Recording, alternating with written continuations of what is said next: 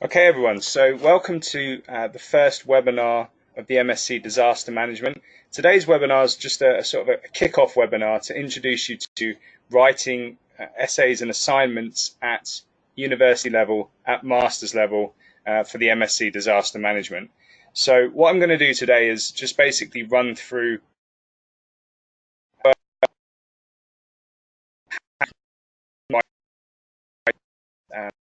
this.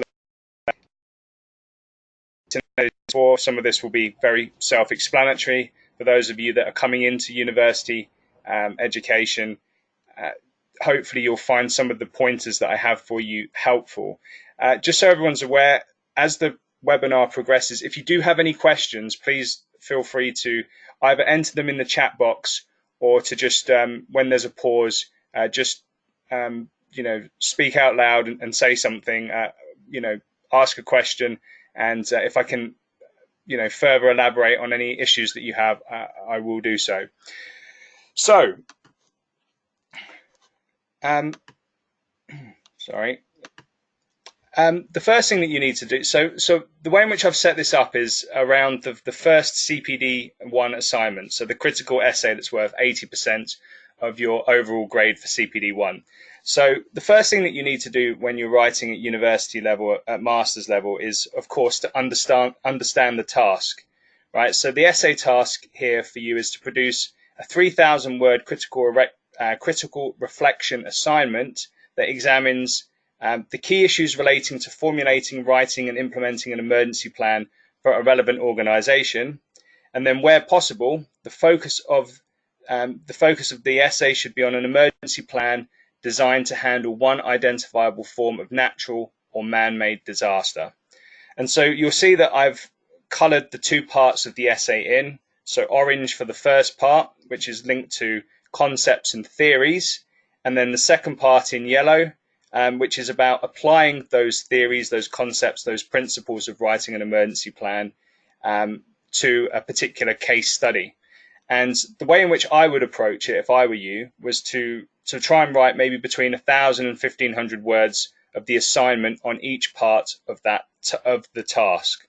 So split it up into 1,500 words on sort of theory and concepts, and then another 1,500 words on the sort of case study aspect of the essay. Now remember, you do have plus or minus 10% for the word count, and as well as that, the word count does not include your reference list at the end. So you do have quite a few words to play with.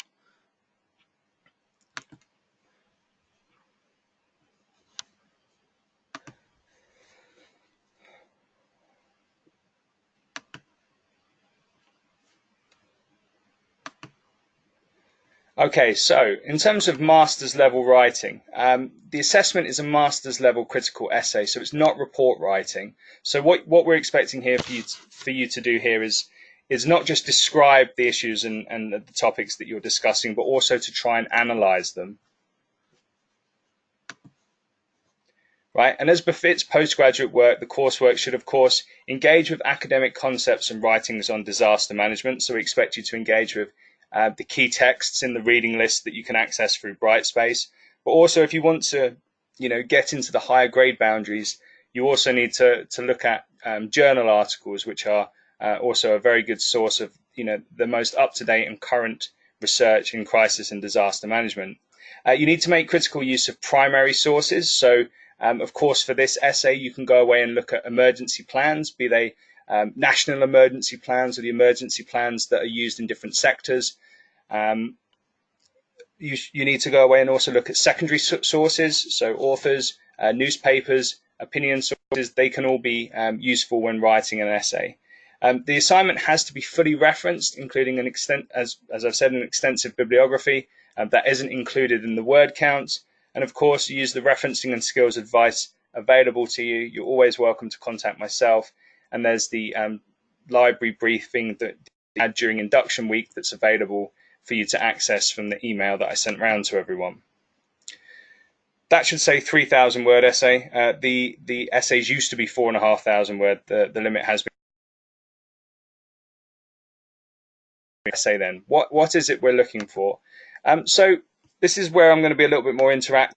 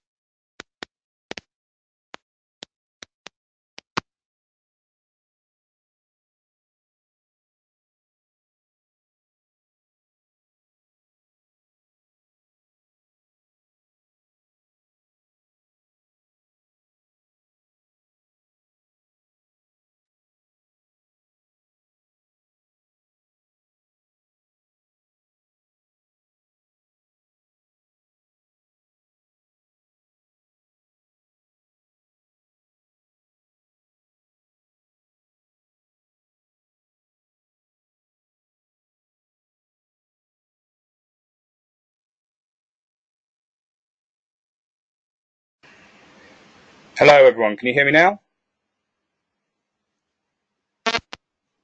Yeah. Okay. Great. So you heard up until this slide, right? Yeah, there seems to be something wrong with my audio, so I'm just going to work on the basis. If you have questions or issues, just type them in. I'll read them out to everyone, and then I'll answer the questions that way. But as long as everyone can hear, that's the main thing.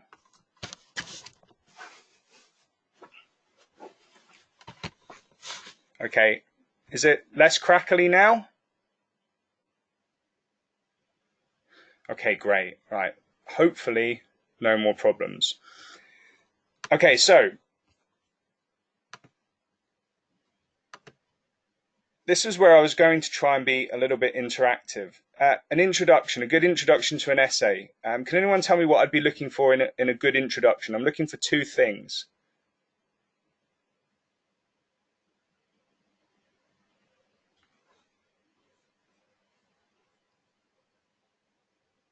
Yeah, I'm not. For whatever reason, I can't hear people. So you're going to have to type. So I'm gonna move away from asking you guys questions. I'm just going to run this as a lecture because then that way you'll be able to get the main content, and I'll try and fix the audio problems for the next time I run one of these webinars. Okay, so I'm looking for two things basically when I'm asking you to write your introduction. Yeah, so as text says, what the essay is going to talk about. So the context, right? I want you to set the context for the essay. So a brief discussion, an explanation of the context. So for example, an essay on emergency plans. You might briefly introduce the concept of emergency plans and explain what this is. What do we mean by an emergency? How do we differentiate this from a crisis or a disaster? Why is an emergency plan important and who is it relevant for?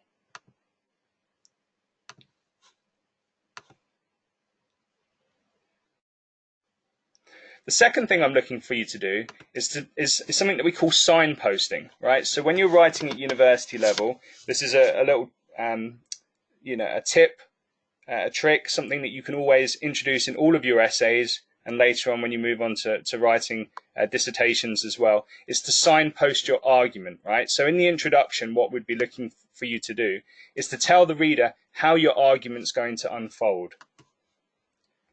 Right, so here what you do, the most obvious way of doing this, for example, would be to state very clearly in the first section of the essay, I'm going to do this. The analysis will focus on this particular issue. In the second section of the essay, I'm going to do this. In the third section of the essay, I'm going to do this. So you signpost the main argument and you tell the reader how the essay will unfold.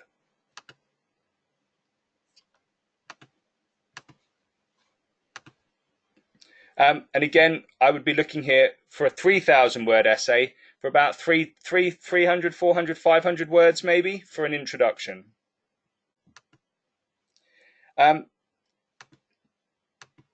Now, just to show you how signposting works, right, it's not just something that students do in their essays. You can also see this in academic articles. So I picked just an academic article from the field of from a field of study that I'm interested in. Issues to do with terrorism. It's an academic article that was written by Richard Jackson and Jeroen Gunning, where they're talking about what's so religious about the religious terrorism. Now, what's important here isn't the content. What's important is the way in which they construct their argument. So I've just taken a sort of a screen grab from the introduction to their journal article. So this is an academic article published in a top journal.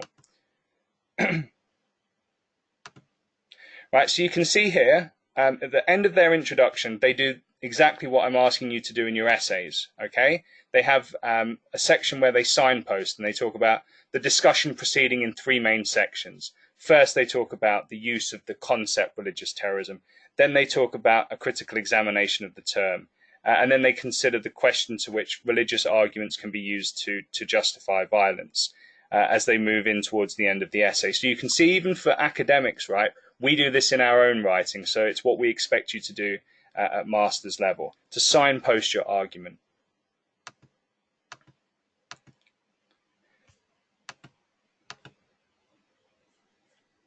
Okay, just checking, yeah, everyone can still hear me. Okay, so then we move on to the main body of the essay, right? So you've introduced what the topic is about, you've set the context, and you've signposted your argument.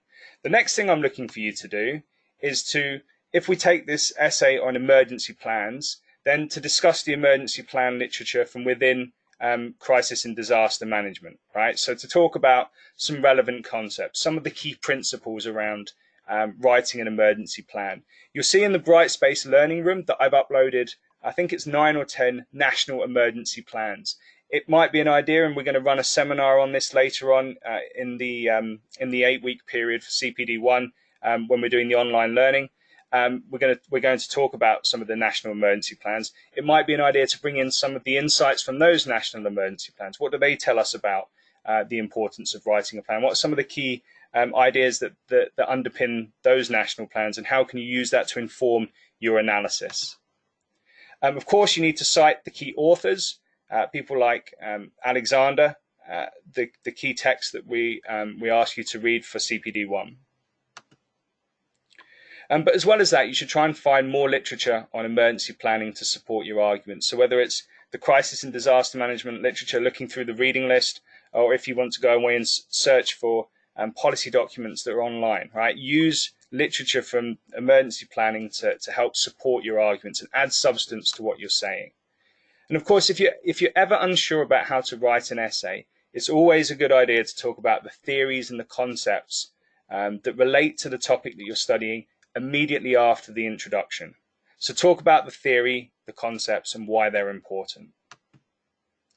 And so for the first part of the essay, you'll see in the unit handbook that there's some direction on what we're asking you to do, right? So I would say that first part of the essay, the key is relating to formulating, writing, implementing an emergency plan for a relevant organization, right? This is what you want to be doing. You want to be focusing on the conceptual aspects of writing an essay. So 1,000 to 1,500 words, I would say, for this part of the essay.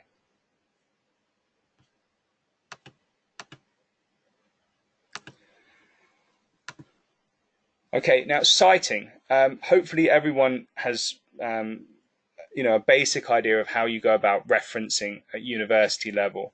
I just wanted to show you some very basic key aspects to referencing at university level using the Harvard system, right? So citing in the main body of the text, right? When you're citing in the main body of the text, if you're re-articulating someone's arguments in your own words, then you just put the author and the year that the author's work was published, right? So here we can see Jackson and Gunning are talking about the concept of religious violence, and they're using some work by Hassan Claver and Rittberger from 2000 to make an argument about that topic. And what they've done is they've re-articulated the argument that those authors make in their own words. Now, if you look down at the second screen grab, you can see actually they've taken a direct quote from Bruce Hoffman about terrorism and violence and theology. Right? When you're using direct quotes, you also have to attach not only the author and the date, but the specific page number from where you got the quote. Okay, so those are two key aspects of citations and referencing in the main body of an essay.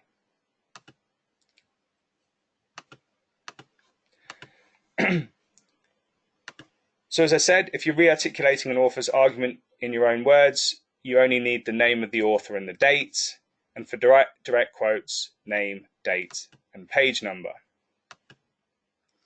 Again, if you want to use figures from within, figures, pictures, images, graphs from within books and articles, again, just to show you, this is from David Alexander's book 2002, Writing an Emergency Plan. A lot of people like to put the emergency cycle into their essays. Again, this is how you would go about referencing it, right? So I've said there, as Alexander demonstrates in the emergency cycle, and then I've got see figure 1.1, Alexander 2002, page 5. Okay, so what we expect at university level is accurate referencing throughout your essays.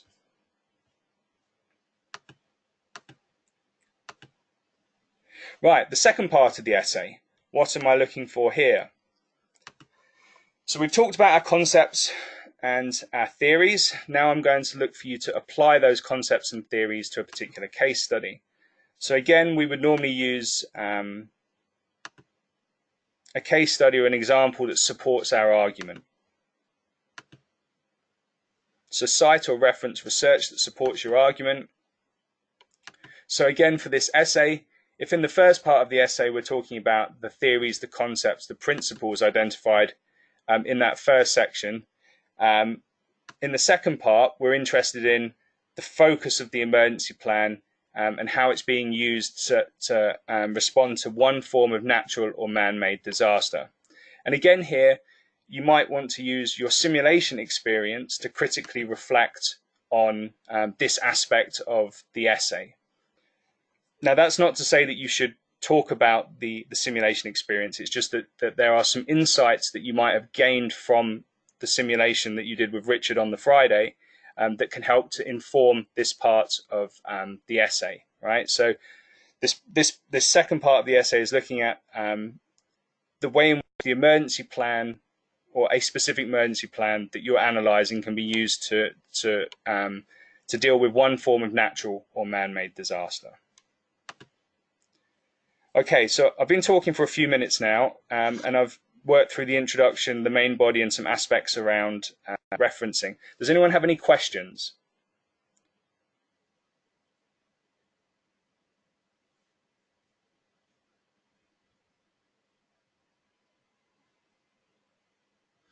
So Artems has asked, is a direct quote when you basically literally copy and paste out of a book?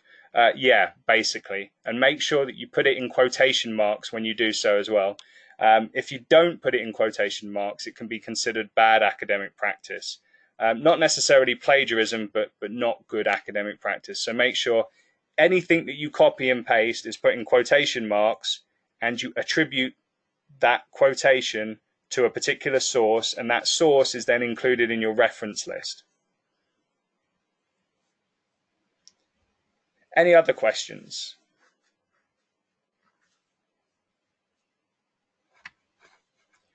Okay, I will take silence that everyone is clear so far. I will move on. Oh, Tracy?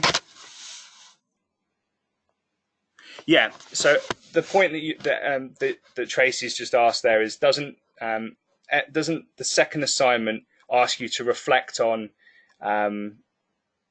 the simulation activity? Absolutely it does, which is why I was saying that you shouldn't talk about it in assignment 1. All I was trying to suggest was that process that you went through in terms of the simulation and what it taught you about emergency planning, you can use those experiences to help when you're writing the essay, and to use those experiences to link into the discussion of how emergency plans can be used to deal with particular natural or man-made disasters. Am I explaining that clearly, or am I still confusing you?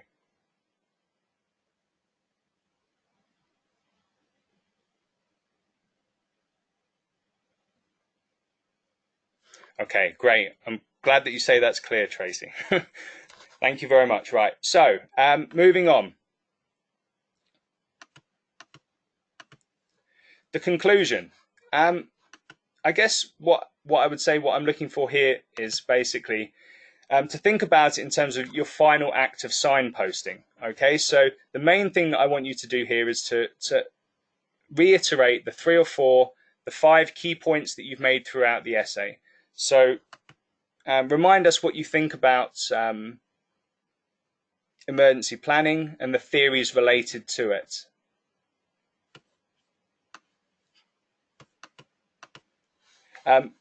Why did you choose a particular? So if you've, as you're writing the essay, you've looked at a particular national plan or a plan from a specific agency that's involved in emergency planning. Why have you picked that particular plan as an example or a case study? And what did you learn from the analysis? And then finally, what are the main conclusions that you've drawn from the research that you have conducted? So as I said at the very start of this slide, think of it as that final act of signposting where you draw everything that you've already said together. And here I'm probably looking for 400 to 600 words. Sarah's asked, how many plans would I recommend that you look at? I don't think that you need to look at more than 2 plans, and within those emergency plans they can be very long. So pick maybe 1 or 2 plans, and then pick out maybe 1 or 2 themes from within those plans to focus on. Emergency planning is a massive area, and you cannot begin to touch on everything. So the suggestion that I would have would be to pick 2 emergency plans at most, and then to compare and contrast them in terms of 1 or 2 key themes from within that emergency plan. So you might want to focus specifically on the first part of the disaster management cycle, the risk reduction aspect of writing an emergency plan. And that would be enough for this essay, just to focus on one aspect of the emergency cycle, one aspect of writing an emergency plan. Artems has asked, is Sendai too broad? No, Sendai isn't too broad, but what I would say is if you want to use that document, that you are very specific in terms of focusing on one aspect of it, or 2 aspects at most. So pick something related to emergency planning from within Sendai that you want to focus on, and just focus on that specific aspect of it.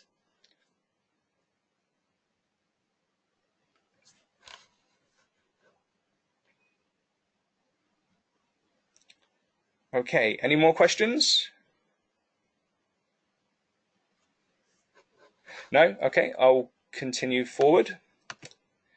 In terms of the bibliography, what am I looking for? Well, basically, what I'm looking for you to do is to reference correctly, to format your references correctly in the bibliography. And one way that you can check how to do this, it's always good to use examples from other people's work. Basically, look in the back of a journal article. Look in the back of the books that we ask you to read, right? You can see the structure of reference lists from the way in which academics go about doing this. I've copied and pasted a screenshot here from the Gunning and Jackson article that I mentioned at the start, and you can see here how they go about referencing all of the text. This is the kind of referencing style that we expect from you in your reference lists, so to format them correctly. And if you're unsure still how to write a reference list, there are plenty of referencing guides available on the internet. There's one if you follow the links through the Bournemouth University Library, but if you just type in referencing guide into Google, it will bring up hundreds and hundreds of them. So there's no excuses for not referencing correctly and writing a correctly formatted reference list at the end of the essay. Just a key point on that. In terms of what goes in the reference list, we only expect you to put in the texts that you've used to write the essay, so the things that you've cited in the main body of the essay. We do not expect you to reference everything that you've read. Okay, so you only put in the reference list the journal articles, the books, the sources that you've used to write the essay.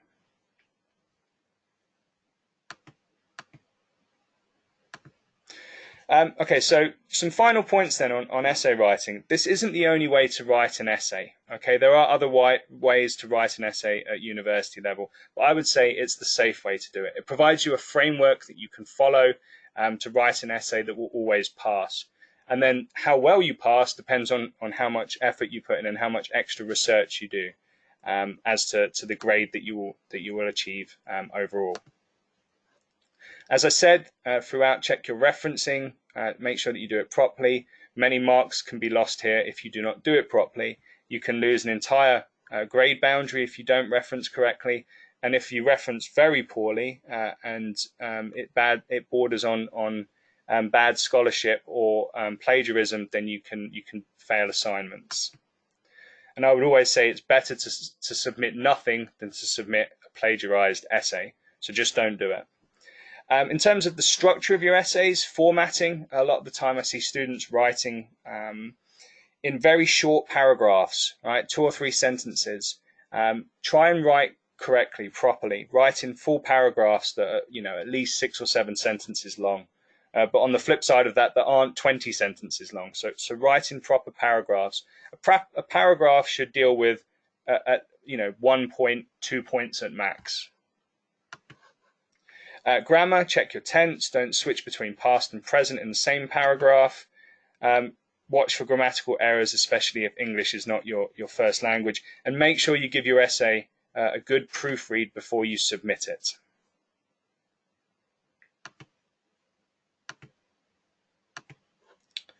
Okay, that's everything I have to say on writing an essay. Does anyone have any further questions?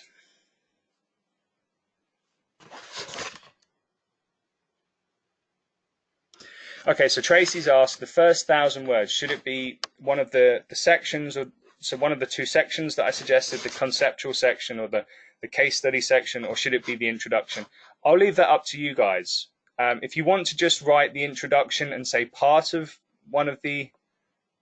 No, I'm sorry, Tex, you can't write it in Icelandic. I will struggle with that. It might be amazing, it might be distinction class, but I won't be able to read it, unfortunately. Yeah, so as Tracy was asking, what you can do is you can write the introduction and part of the first conceptual section of the essay, or you can write just the conceptual section of the essay. I don't mind. I'll leave it up to you. Whatever you feel most comfortable submitting as a draft piece of work. From Tracy again, formatting, is it 12 and 1.5 space? Different lecturers have different they have favor different styles. For me personally, I would rather you just submitted it 0.12, no line spacing. I find it hard to read if it's spaced out. So yeah, just submit it as if you were writing it normally for me, please. Sarah, can you help with reviewing drafts? Should we submit an essay plan? You can submit an essay plan if you want. Yeah, an essay plan of up to 200, no more than a side of A4. I'll quite happily provide some basic feedback on your essay plan.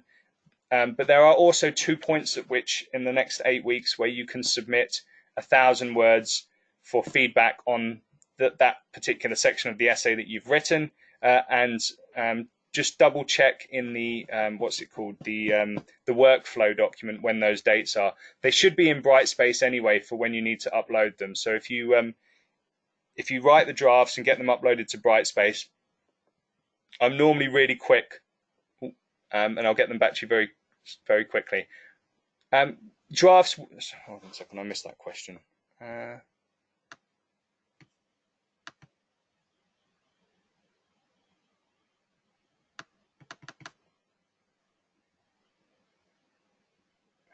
2 seconds. I'll be within. Just get back to the questions. I've just missed it.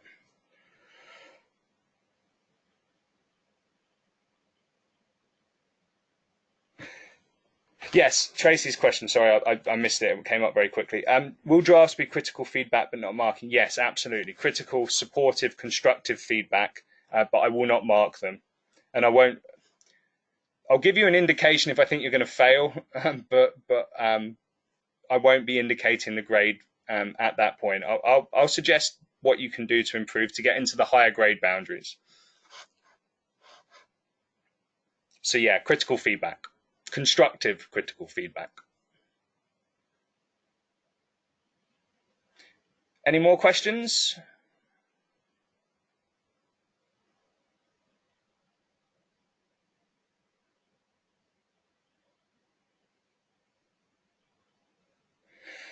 Yeah, so Sarah's asked, are there any examples of similar style essays? It's a very good question. If you just give me a second, as I said, my computer's playing up a little bit. I'm hoping that I can click out of here and just show you one, and I will upload it. So this is an older version of an essay that was submitted for this unit when the essays were 4,500 words in length. So I can show you this without too much fear that you would be in danger of plagiarizing. So just one second, I'm going to come out of here and hopefully this works, show you an essay.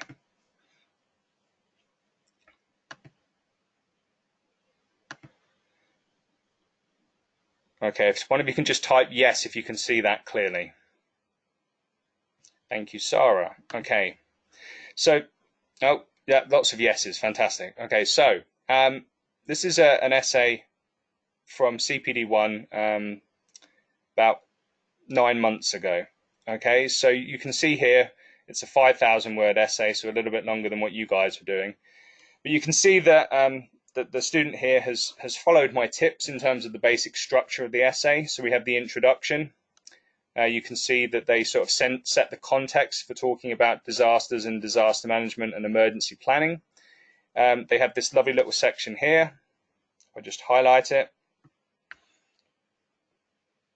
Okay, my computer's not working properly. So you can see here where they talk about the signposting, right? The first part of the paper, the second part of the paper.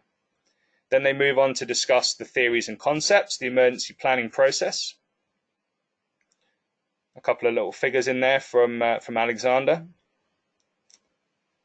They talk about formulating a plan. And you can see here that they've got references to Sierra Leone and the Canadian government's emergency plan. So they're talking in that first section about emergency planning and some of the key aspects of it, the key principles. They focus specifically on writing a plan and then implementing it. Now, in the second part of the essay, they talk about the potential and real implications for disaster management training. We're not asking you to do that anymore because of the reduced word count, so you don't need to worry about that. And then as we slide down, a nice clear conclusion, a couple of paragraphs, and then a bibliography at the end, formatted correctly and referenced properly. For the most part, there's a couple of mistakes in here. For example, that's a mistake there. So try and avoid that kind of thing. Just putting in internet sources without the entire reference. Okay.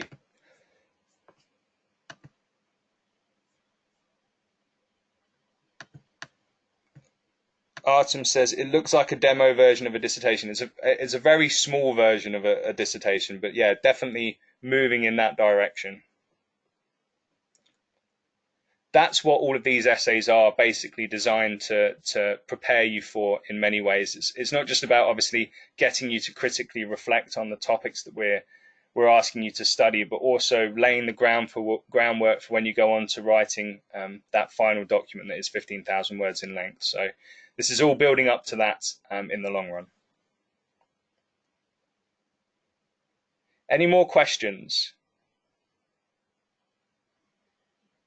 I'll PDF that that essay and put it onto Brightspace so that you have something as a sort of a reference point for you to be able to go away and write your own essays. Okay, guys, any further questions?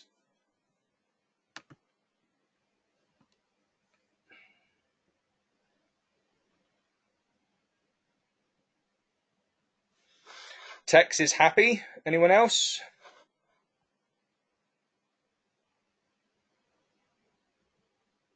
Artems, Jamie, no.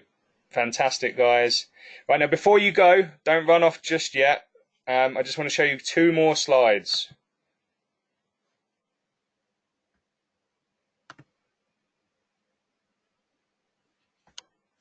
So, because we have another CPD next week, I know not everyone's taking it. What I've done is I've moved next week's seminar into the online webinar into the following week.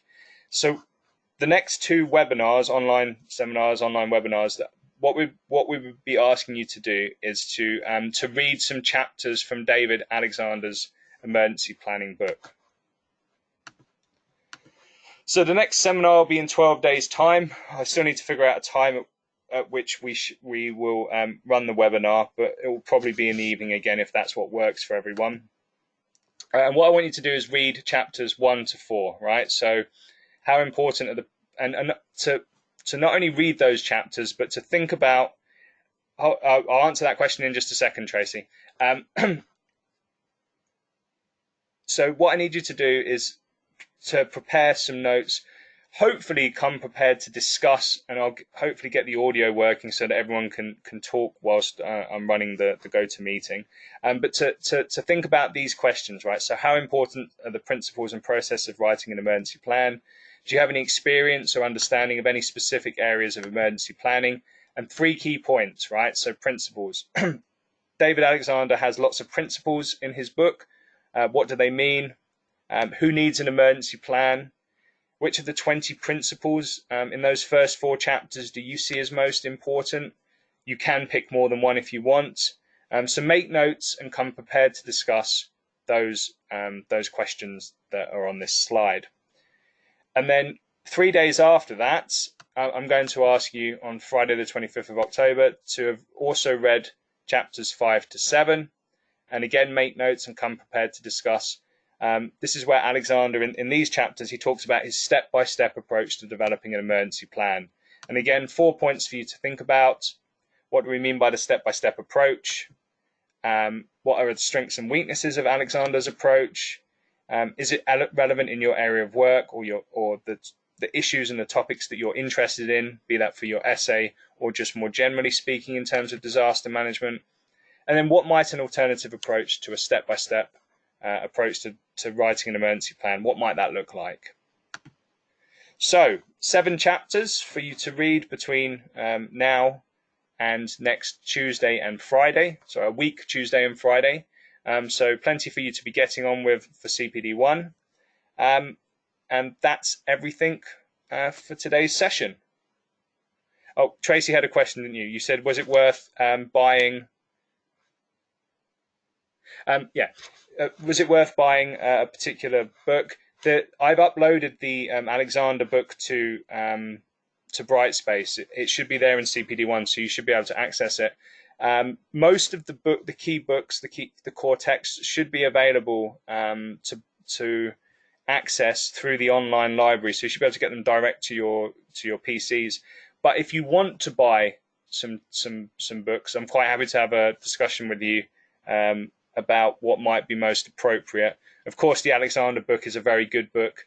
The Coppola book, you can't seem to access them away from campus. That's strange. You should be able to access them away from campus, Tracy. I'll have to have a chat with the librarian and ask why that might be that you're not able to access them, because you should be able to. It's one of the things that we guarantee is, when you sign up as a student, is that you'll have that accessibility. So I'll check that and find out why that is. If you are going to buy a book, of course, any of the books by Alexander are very good. There's a guy called Coppola as well who's written some sort of general books on disaster management, who's good as well. So if you want general books, the Alexander, the Coppola books, they're probably the 2 best ones to buy.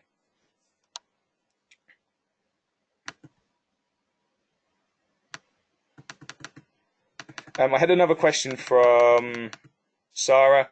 The CPD, the Foreign Policy CPD, 11th to the 15th of November. Yeah, that has been confirmed. That was confirmed ages ago. So there's no, sorry, but I did say to you, didn't I, that we might not run some of the CPDs. Yeah, no, CPD 7 is confirmed, 100% running.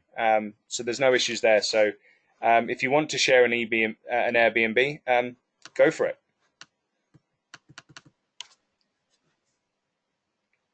Okay. Any final questions before I bring the session to a close? Okay, so what I'm going to do for you now is convert this webinar to a recording. I'll upload it so you can watch it back, and I'll put the slides for this webinar onto Brightspace so that you can access and look through them at your own leisure, and that you can look at the questions for the seminars that are coming up in 2 weeks' time. If anyone's got any issues or any further questions, Tracy, do you think the seminars will be evenings again? Like I said, if that works for everyone, I'm happy to do them in the evening. It's not a problem for me.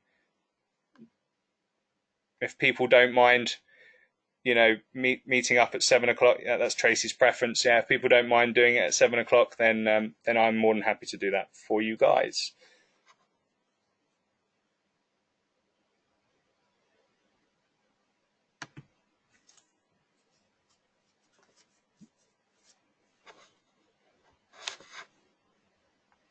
Okay, just one final question, and hopefully everyone found that helpful and you feel a little bit clearer on approaching your essays now, because the next thing I'm going to ask you to do, as well as the reading, is to go away and start writing your drafts.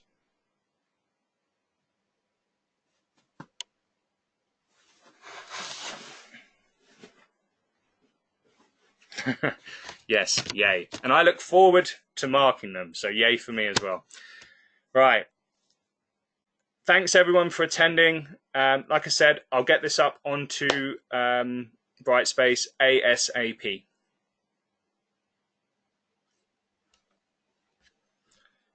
Thank you everyone, and I'll see those of you taking CPD2 on Monday. Bye. See you later.